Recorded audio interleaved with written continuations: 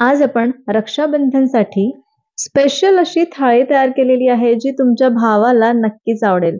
तुमचा भाऊ जर राखी बांधायला तुमच्या घरी आला, तर तेव्हा ही थाळी नक्की करा. यातले पदार्थ बघून असं वाटत असेल, की किती मोठी ही थाळी आहे आणि किती कठीण आहे सगळे पदार्थ करायला. पण अजिबात नाही. सगळे पदार्थ मी इतके छान आणि अगदी सोपी रेसिपी तुमच्याशी शेअर केली आहे ना, म्हणजे जर तुम्ही पहिल्यांदा जरी करत असाल, तरीही हे सगळे पदार्थ तुम्ही करू शकाल. यामध्ये नारळी भाताची रेसिपी मी ऑलरेडी शेअर केलेली आहे. ती जर नसेल बघितली तर हा व्हिडिओ झाल्यानंतर ती जाऊन बघा. चला तर आजच्या आपल्या या रक्षाबंधन स्पेशल थालीला सुरुवात करूया. हॅलो, नमस्कार. मी सोनल, मेजवानी बाय सोनलमध्ये तुमचं खूप खूप मनापासून स्वागत करते आणि आजची मस्त अशी रेसिपी सुरू करूया. सगळ्यात आधी आज आपण भाजी करायला घेऊ. तर आज मी शाही पनीर करणार आहे आणि अगदी सोपी रेसिपी आहे. चला तर सुरुवात करूया. सगळ्यात आधी मी इथे एका पॅनमध्ये 1 टेबलस्पून तेल आणि 2 टेबलस्पून बटर घेतलं. बटर चांगलं वितळलं की आता यामध्ये थोडे खडे मसाले घालू. तर या मसाल्यांमध्ये मी 1 तमालपत्र आहे, त्यानंतर 2 हिरव्या वेलच्या, 1 मसाला वेलची आहे, 10 ते 12 मिरी आहे, 2-3 लवंगा घेतल्या आणि अर्धा इंच इथे दालचिनीचा तुकडा घेतलेला आहे. आता हे मसाले या बटरमध्ये फक्त 1 मिनिट परतवून घेऊ. हे बघा, मसाले 1 मिनिट परतवून झाले. आता यामध्ये 2 मोठे कांदे आणि 3 मोठे टोमॅटो मी असे मोठे मोठे चिरून घेतले. त्यानंतर 10 ते 12 लसणाच्या पाकळ्या, 1 इंच आल्याचा तुकडा, 10-12 काजू आणि थोडीशी कोथिंबीर यामध्ये हे सगळं घालून आता हा कांदा, टोमॅटो थोडासा सॉफ्ट होतपर्यंत आपल्याला परतवून घ्यायचा आहे. ही शाही पनीरची भाजी आपण 4 लोकांसाठी करणार आहोत आणि इथे मी 200 ग्राम पनीर वापरणार आहे. हे कांदा टोमॅटो 5 मिनिटं मी शिजवून घेतलं किंवा छान परतवून घेतलं आणि यावरती झाकून शिजवायचं, म्हणजे याला पाणी सुटतं. किंवा तुम्ही थोडंसं यामध्ये अर्धा कप पाणी घालून घेऊ शकता आणि या पाण्यामध्ये हे कांदे आणि टोमॅटो मस्त सॉफ्ट करून घ्यायचे. तर हे बघा, कांदा टोमॅटो चांगला शिजलेला आहे. आता हे सगळं आपण थंड होऊ देऊ आणि तोपर्यंत टम्म फुगणाऱ्या पुरीचं पीठ मळून घेऊ. त्यासाठी मी इथे 1.5 कप इतकं गव्हाचं पीठ घेतलं. 3 टेबलस्पून मी इथे बेसन आणि 3 टेबलस्पून रवा घातला. थोडंसं मीठ घालून घेऊ आणि यामध्ये 2 टेबलस्पून इतकं तेल घालू. मी इथे हे तेल कच्चंच घातलेलं आहे. तुम्ही गरम करून घातलं तरीही चालेल. आणि असं थंड तेल जर घातलं ना, तर आपली पुरी छान खुसखुशीत होते. तर आता हे तेल सगळं या पिठाला आधी लावून घेऊ आणि याचं घट्ट असं पीठ मळून घेऊ.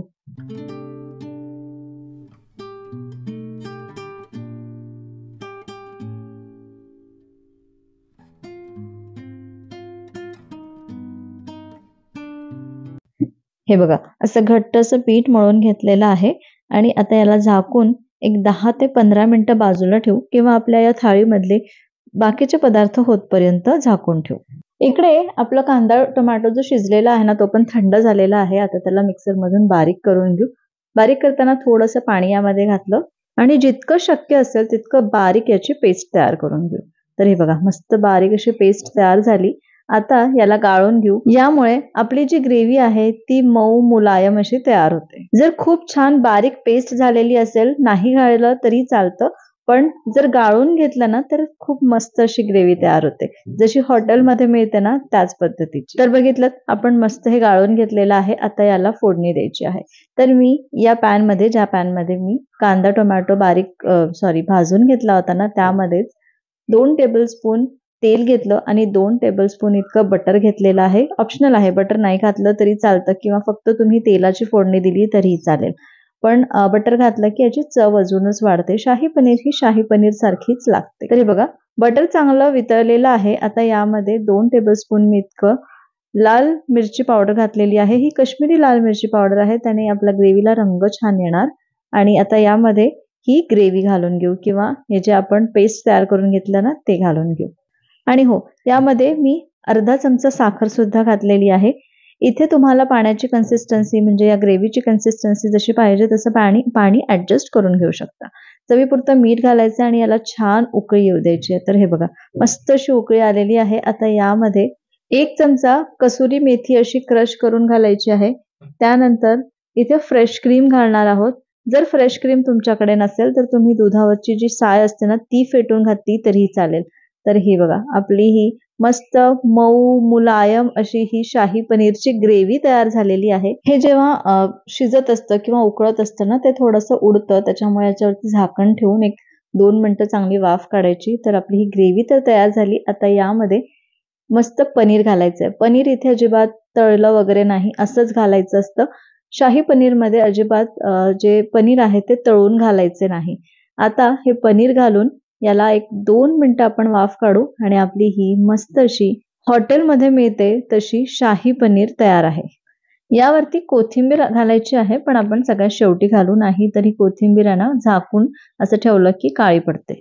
हे मी आता झाकून बाजूला ठेवते आणि आपल्या थाळीचा तिसरा पदार्थ तयार करायला घेऊ. त्यासाठी मी एका या मोठ्या पॅनमध्ये 1 टेबलस्पून तेल गरम करून घेतलं. तेल छान गरम झालं की यामध्ये 1 टेबलस्पून इतकं जिरं घालायचं आहे. जिरा राईस आहे तर जिऱ्याचं प्रमाण थोडं जास्त राहिलं तरीही चालतं. आता माझ्या घरी ना माझ्या मुलाला म्हणजे आयुषला जिरं जास्त आवडत नाही, म्हणून मी इथे जिरं थोडं कमी घालत आहे. तर आता आपल्याला 1 कप इतका राईस करायचा आहे, तर तुम्ही त्यामध्ये 1 ते 1.5 टेबलस्पून इतकं जिरं घाला. आणि इथे तेल आपण वापरलं आहे, तर तेलाच्या ऐवजी तुम्ही बटर पण वापरू शकता किंवा तूप पण वापरू शकता. तुपाचा वापर पण करू शकता. आता हे बघा जिरं पण चांगलं फुललेलं आहे. आता यामध्ये मी राईस धुवून घेतला होता 1 कप, तो यामध्ये घालू आणि हा 1 मिनिटं परतवून घेऊ.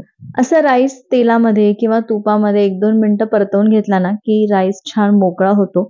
तर आता आपला जिरा राईस तर अगदी मस्त मोकळा झालेला पाहिजे, तर त्यासाठीच आपल्याला इथे हा अगदी मस्त भाजून घ्यायचा आहे. खूप नाही भाजायचं, फक्त 1-2 मिनिटं भाजायचं. तर हे बघा 1-2 मिनिटं झालेली आहे. मी छान हे भाजून घेतलेलं आहे.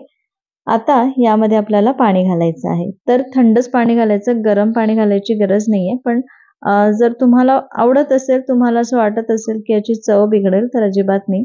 मी इथे थंड पाणी घालणार आहे. 1 कप माझा राईस होता, तर इथे 2 कप इतकं पाणी घालायचं आहे. जेव्हा आपण कुकरमध्ये लावतो ना, तर तेव्हा आपल्याला 1.5 कप पाणी घातलं तरीही चालतं, कारण कुकरमध्ये पटकन वाफ धरते आणि लवकर राईस शिजतो किंवा भात शिजतो. पण जर पातेल्यामध्ये करायचं असेल तर वाफ धरायला वेळ लागतो आणि म्हणूनच पाण्याचं प्रमाण थोडंसं इथे जास्त ठेवायचं आहे. तर 1 कपाला 2 कप इतकं पाणी घालायचं आणि आता याला छान उकळून घेऊ. तर आता याला पहिले सुरुवातीला असंच उकळू, म्हणजे झाकण न ठेवता, आणि एकदा का थोडासा शिजत आलेला असेल ना, तर तेव्हा आपण यावरती झाकण ठेवू. म्हणजे 30-40% आपल्याला असंच शिजवून घ्यायचं आहे. गॅस मोठा ठेवायचा आहे आणि न झाकता हा राईस शिजवायचा आणि थोडंसं त्यामध्ये पाणी राहिलं की त्यानंतर यावरती झाकण ठेवायचं. परत 5 मिनिटं शिजवून घ्यायचं आणि थोडं अगदी कमी पाणी असेल ना, तर तेव्हा आपल्याला गॅस बंद करायचा आहे आणि याला झाकून तसंच ठेवायचं. म्हणजे तेवढ्या पाण्यामध्ये जी काही कसर राहिली असेल राईस शिजण्याची, तर ती पूर्ण शिजते. जर तुम्ही सुरुवातीलाच सगळं पाणी आटवून घेतलं आणि नंतर झाकून ठेवलं ना, तर तो राईस खूप असा कडक होतो. तर इथे ही महत्त्वाची टिप आहे, नक्की लक्षात ठेवा. तर हे बघा जसं मी सांगितलं तसं पूर्ण भात मी व्यवस्थित शिजवून घेतलेला आहे आणि आता यावरती कोथिंबीर घालू. भाजीमध्ये पण मी कोथिंबीर घातलेली आहे आणि आता आपण दाल तडका करून घेऊ किंवा दाल फ्राय करून घेऊ. तर मी वरण शिजत ठेवलेलं होतं, वरण शिजवून घेतलं आणि आता याला तडका देऊ. त्यासाठी एका कढईमध्ये 2 टेबलस्पून तेल घेऊ. तेल छान गरम झालं की यामध्ये सुरुवातीला 5 ते 6 लसणाच्या पाकळ्या घालायच्या आहे. तर या थोड्याशा कट करून घालायच्या. अर्धा चमचा मोहरी घालू, अर्धा चमचा जिरे यामध्ये घालू. हे चांगले फुटले किंवा फुलले की त्यानंतर यामध्ये पाव चमचा हिंग घालू. त्यानंतर 1 छोटा कांदा आणि 1 छोटा टोमॅटो बारीक चिरून घेतला, तो पण यामध्ये घालू आणि 1 मिनिटं परतवून घेऊ. हे बघा कांदा 1-2 मिनिटं परतवून झाल्यानंतर हा थोडा सॉफ्ट झालेला आहे. टोमॅटो पण थोडा सॉफ्ट झाला आहे. आता यामध्ये 1 चमचा तिखट घालू, 1 चमचा धणे-जिरे पूड घातली, चवीपुरतं मीठ घालू आणि यामध्ये ना वरण घालून याला छान उकळवून घेतलं. आता याला तडका घालायचा आहे.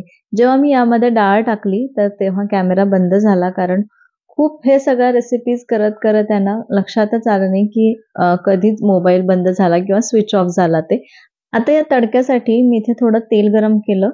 1 चमचा तेल आहे, यामध्ये 2 मिरच्या घातल्या, थोडा कढीपत्ता घातला आणि कढीपत्ता घालायच्या आधीच मी गॅस बंद केला होता. थोडं तेल थंड झाल्यानंतर यामध्ये अर्धा चमचा तिखट घातलं आणि हा तडका या वरणामध्ये दिलेला आहे.